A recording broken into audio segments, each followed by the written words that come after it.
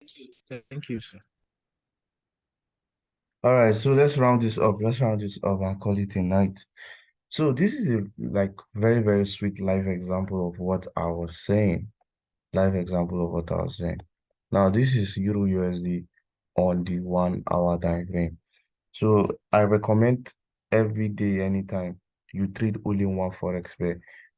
As you're starting out, everybody is different. Everybody does what works for him. But I personally, I figured out that what works best for me is trading only one pair, and I will recommend that to anybody. What I always tell people is, first of all, try out or start out with just one pair. As you continue trading, as you get more advanced, you will begin to like see what works for you best or what you can do.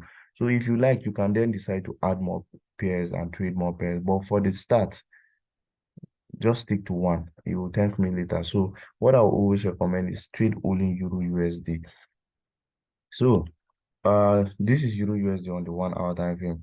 Now see what is going on. If you look very well, you see that Euro USD has been on a steady downtrend for like a very long time, right? It has been on a downtrend. Look from all the way from the top to this place, right? Now, see what I was telling you about liquidity. You see that market came, we have a liquidity resting, we have one resting here. All of these things are like areas of liquidity that markets can take out. So you see that price came back all the way here and took out these liquidities. After taking out this liquidity, it now reacted exactly on this other block. This is another block on probably, yeah, it's even another block on the 1 hour. So you see all of these liquidities here. Price came, took them out, and then reacted exactly on that other block and sold to the downside. So this is what I was saying. Price will come back up, gather more fuel before it will move in the direction it wants to move. So I don't know if this example is very clear enough for you, but I'll show you more. Even though in this particular example, price didn't really do what it's usually supposed to do because we're supposed to see price come and take out this low here, but it didn't. It didn't. So let's see how it goes into the next week. Now let me show you on the 30 minutes another sweet example. Price will usually do this. If you check, if you backtest this all the time, you see that this is what price always does. It will always take out liquidity before it will go where it wants to go. So if price wants to go down, it will take out liquidity up, then go down. You understand? Now, let me bring on up this Asian ridge indicator. Now look at this particular scenario here. This is on the 30 minutes, right? This is on the 30 minutes. Look at the liquidity resting right here. Look at this liquidity.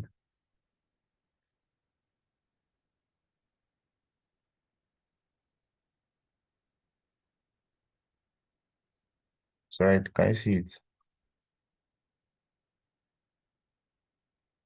Then we have another block directly below the liquidity.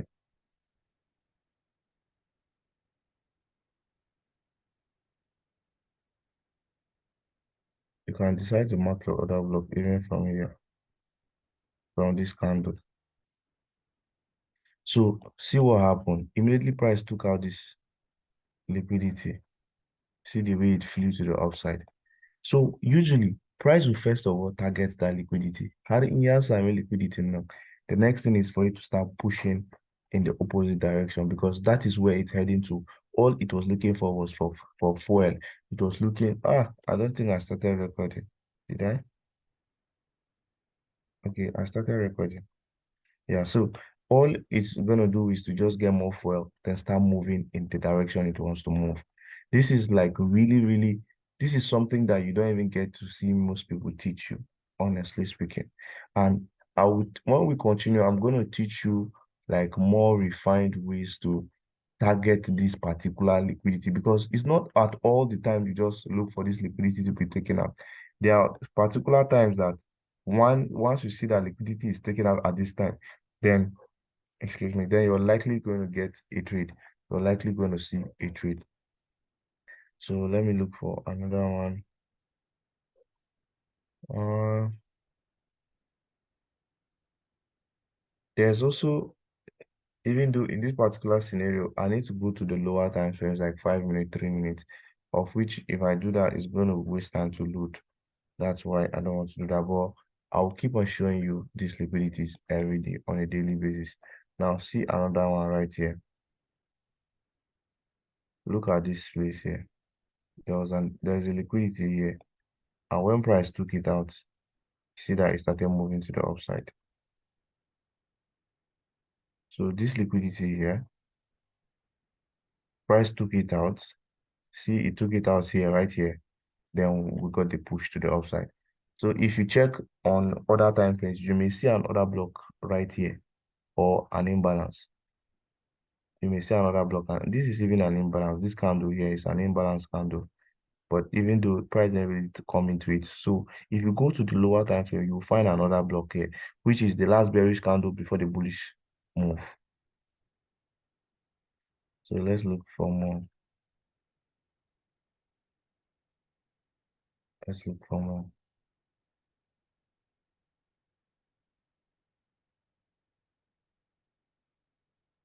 Now, see this particular example here. Are you seeing the liquidity?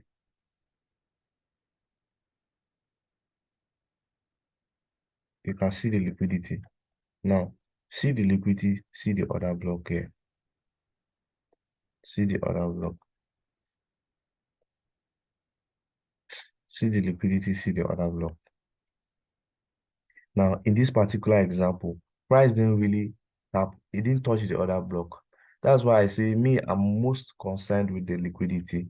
I'm most concerned with the liquidity. Once I see price tap the liquidity, take the liquidity and start moving, I'm taking that trade because price doesn't really always give a damn about your other block. So this is the liquidity resting just here. This is the other block. So, and we have very, very sweet market order flow to back this trade of why. Rise is bearish. We had break of structure here. We had another break of structure here to the downside. You get? So this is like a perfect order flow to back up the reason why we should have a sell trade here because market is breaking structures continuously to the downside. We have this liquidity resting here. We have an order block here, and then price did this. So when price took out this liquidity, you could even wait for a small confirmation of which you see that there was a lot of bearish movement. Then price came back to this place before it sold up. So that is another example. Let me look for another example for us. This this in fact is another example. This in fact is another example. So bearish move, right? I told you first of all, you need to establish that market is moving in this direction, bearish or bullish. In this case, we have the bearish move down here. We have the bearish move. So market has given a range. See the high, see the low here. Lawrence, are you seeing this? See the high, see the low. This is Yeah, the yeah. high. So this is the high and this is the low of the range. Now we have a lot of internal liquidities. If you can see them, see liquidity here, see liquidity here, see liquidity here. Then we have another block here, right? This is also another liquidity. So what you need to do now is to mark out these liquidities and be waiting to see which one is price likely going to reverse on. Which one will price reverse on? Which one? And what will also help you to select the correct one is timing. You have to know the particular time we are in the market. So now see, press clear this one, clear this particular one and reverse. Clear this particular one here and reversed. So if I'm somebody that's looking to take this trade, I wouldn't consider this particular liquidity. Why? Because this is the Asian range indicator. So that means that all of this liquidity was taken out during the Asian session in the night. So this one is not going to hold much water. You get? Then this particular one too, early London session. Well, I could be considering this, but the moment I see this, I will know that this is something that I shouldn't take because it formed equal highs, of which equal highs is also liquidity. So market will still likely want to come and take out this liquidity. So the next liquidity to target is this one, of which just directly above this one, we have something that looks like another block here. So immediately price took out this one. See the force that it used to sell. It sold with so much force and took out the previous low. Then it's now started forming another liquidity. Started forming liquidity, came left here, formed range. So this is the new range we're considering, top, bottom. This is the new range we're considering, top, bottom. Price came, cleared all the internal liquidity again. So this is one internal liquidity, right? This is one here. This is one here. And this is another one here. So price came back, took out this one, and sold. So if I were the one that was going to trade this trade, I most likely would have lost this particular trade. Why? Because honestly speaking, in this particular scenario, the liquidity I would have been targeting would have been this one. You know why? Because this is London session. London opened right about here. We had price move like this. Then this is probably happening late London or early New York session. So what I would have been looking at, I would have been considering two liquidity areas. One, this one right here, and then this second one. I will know that this one will not hold because it's an early liquidity. So the one I would have been targeting was this one. Why? Because we also have another block above. See the other block right here. See the other block. So I know the one I will have been targeting will have been this one. But you know, sometimes it happens. You get to, it's not all the time you'll be getting these things like back to back. All of these things I'm explaining is from hindsight. This is something that has happened. If not on real life situation, you will be contemplating whether is it this one that will hold or is it this one that will hold. So if I got stopped out on this particular trade and I see the way price moved, like see serious volume, I would have been considering taking this trade because there's serious volume, even though I probably wouldn't have taken it because this is like in the night, because see Asian session right in front of it. So most likely I wouldn't have taken this whole setup. But it's fine. You don't get to take all of them. So I don't know if these few examples I gave at least made sense to some degree to you guys. And I will continue showing you guys these examples every day as we continue to hold these Zoom classes. So I think we're going to call it a night right about now. But first of all, if you guys have any question, you can ask, then I answer it before we close. Said.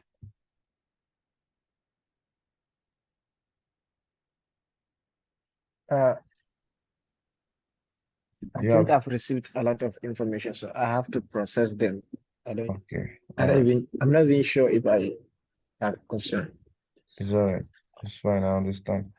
No worry. Lawrence, how far? My question is, Yeah. do you just take a trade when you feel the market has cleared the liquidity, or there are certain things you see before you take the trade? Okay. First of all, I need to understand the direction of the market. I need to establish the daily bias. I need to establish that this day we're likely going to see price continue to the downside or push to the upside. So once I'm able to establish that and I have the bias that, okay, I'm looking to see that price continues to sell. And how do I establish that? It's from the order flow. The order flow is like easily going to help you understand where the market is likely going to continue heading to. So once you see the multiple break of structures to the downside, and the lower lows being formed. So you kind of get an idea that, okay, we're likely going to see a continuation to the downside. Then the next thing is for you to now wait to spot the internal liquidities. So once the internal liquidity is taken out in London Open or after London Open, I want to take that trade. I want to take that trade. But if I see that time has passed, it's around 10, 11, 12, I'm likely going to be reluctant about it and wait till New York Open. Then I'll see. Because some of the times, what it does is that it will move during London Open, kind of come back during New York Open, clear the liquidity, then continue and form a new low by the end of New York. So Once I understand the bias, the direction of the market, the next thing I'm looking for is liquidity. The next thing I'm looking for is liquidity. Once liquidity gets taken out, I take the trade. So some of the time I could wait for a little confirmation after the liquidity has been taken out. I'll wait to see that price starts pushing to the downside. When I see that price start, because see, the truth is, anytime liquidity gets taken out, right, you're likely going to have Yeah. that high is like going to be like a protected high. Let me show you using this one. Now, see this particular liquidity here that was taken out. You get, see it, right? So you see this liquidity that was taken out here. Now, you see this high that took out this liquidity. If you notice, you will see that price never came back to take that high. Price never came back to that high. This particular high here, this high here, this Yeah. particular high, you notice that price never came back to that high. All the things that price did, it never came and took out that high. So this is what they call a protected high. It's a protected high or a strong high because it's a high that gave brick of structure to the downside, and it's a high that took out liquidity. So all your hustle, it will be that all your goal now is to trade in opposite side of the liquidity that has been cleared, putting your stop loss above this high. So if price comes back to this high now, then you know we're like in a we have violated that high. So anything could happen. But most of the times I'm telling you, bro, when you put your stop loss above that high, price is likely going to continue going the opposite direction till it gets